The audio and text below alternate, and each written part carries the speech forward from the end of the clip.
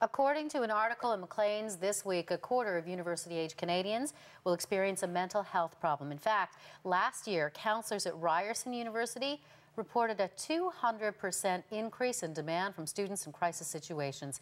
So how can students be helped? Well, some say nutrition is a key factor, and here to explain is nutritionist Rosalie Moscoe. Thank you for coming in to talk about this. Oh, thank you very much. I'm thrilled to be here to share this important information. And on an important day. Yes, it is. It's International Suicide Prevention Day. That's right. Let me ask you, because we talk a lot more about it. Is it that there's so much more mental health issues out there, or that we're so much more aware of it, particularly with the teenage group? Probably a combination of both. I think there is more mental health issues, and a lot of people say that it's because of our poor diet. And because we are what we eat.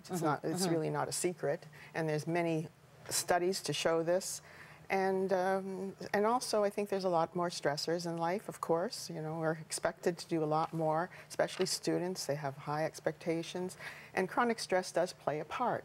You know, it gets the cortisol going through the body, toxic brain chemicals. We talk about students' food plans and programs and cafeterias and trying to make them more healthy, but at the end of the day, a university student may just grab what they can grab on the run.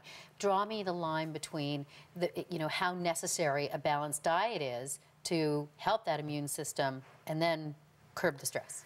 Yes, it will help their immune system, but also it will help their brain, the neurotransmitters in their brain. It'll help them for learning, it'll help them for mood, and it'll help their overall health.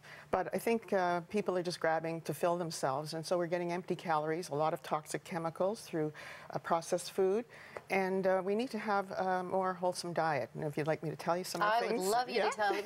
I mean, because yes, healthy food is going to make us better. We know this. Yeah, we all know it. But tell me, brain food. Like, tell me something that these students could really just grab. Well, I think that they should keep on hand a few cans of salmon in their, in their rooms.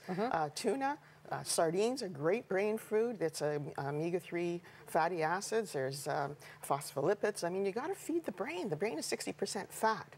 And we also need proteins. People aren't getting enough protein. And they're the building blocks. The amino acids are the building blocks of protein, and that gives the tryptophan to the brain, which turns into serotonin, the feel-good neurotransmitter. So we got to get those proteins in us, and it gives you energy, and it fuels your whole body. So we really must attend to our protein needs, the proper fats. You're getting a lot of trans fats in fast foods. So, cut down on the fast foods. Tell people to just try to do more natural things. And we need to have complex carbs. So what are complex carbs? Well, firstly, there's vegetables. Right. And that may be a foreign word to a lot of Yeah, I know. It's a tough one. Well, you know what? Buy yourself a bag of carrots, get some hummus, get some guacamole, dip it in, some cut up vegetables. It's not so difficult. It really isn't. I think people make it more difficult than it is. And then also, if you're having a salad, don't put on a junky dressing. Put on some olive oil. Yeah, because that's the good fat, too. Yeah, well, that's a wonderful fat for the brain. We got to feed our, this morning I had some spinach. That's brain food, any kind of antioxidant. But also, if we're not getting enough, then we may need to have other nutrients on top of that, a vitamin nutrient.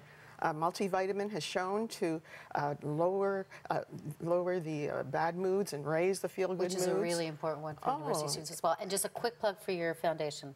Yes, I'm a board member of the International Schizophrenia Foundation, orthomed.org. If people want more information, we're doing a mindful campaign for children's mental health, and it'll be launched in November 15th at We Are Tonic.